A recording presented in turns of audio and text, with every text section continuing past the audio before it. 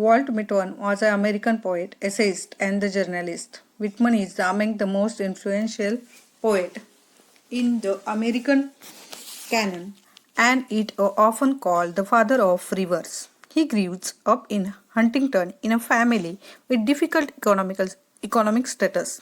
His major work, Leaves of the Grass, was published in July 1855.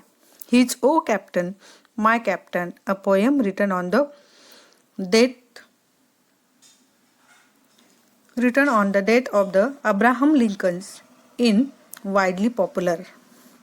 Walt Whitman हे एक American poet होते, essayist म्हणजे ते एक निबंधकार होते, अँड जर्नलिस्ट म्हणजे ते एक प्रसिद्ध पत्रकारही होते.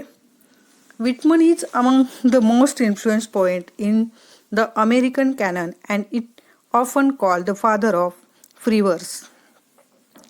व्हिटमनवर अमेरिकेतील कॅनन या लेखकाचा, कवीचा मोठा प्रभाव होता आणि त्यामुळे व्हिटमनला द फादर ऑफ फ्री वर्स म्हणजे मुक्त छंदातील कविता याचं जनक असं म्हटलं जायचं.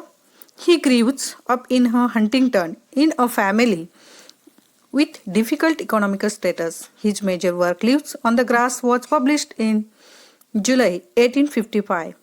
His O Captain, My Captain, a poem written on the death of the Abraham Lincoln, is widely popular. Leaves of the Grass ही जी त्यांची महत्त्वाची कविता आहे, ही जी पब्लिश झाली तर ते 1855ला झाली. आणि त्यांचं ओ कॅप्टन माय कॅप्टन हे जे ही जी पोएम लिहिली गेली तर ती अब्राहम लिंकन जे आहेत, ज्यांनी लोकशाहीची व्याख्या सांगितली की जे पॉप्युलर होतो, तर ती खूप पॉप्युलर झाली. ओ कॅप्टन माय कॅप्टन जी अब्राहम लिंकनच्या डेथवर लिहिलेली होती. The section one of the song of the open road from leaves of grass is a beautiful blend of self awareness, free will and tenderness of the heart. The section 1 of the song of the open road from Leaves of the Grass, त्यांची जी कवितेचा संग्रह होता Leaves of the Grass, यामधून song of the open road हे beautiful blend म्हणजे सुंदर मिश्रण असलेलं, सेल्फ अवेअरनेस असलेलं,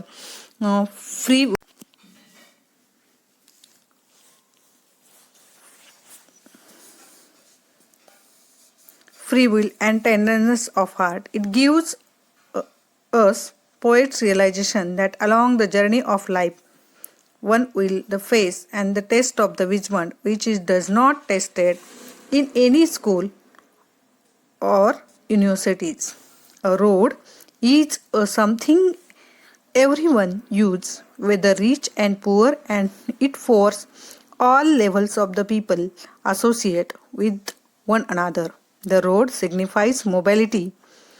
One can take the road as a point of the start over towards something new. Whitman talks about the people and the place.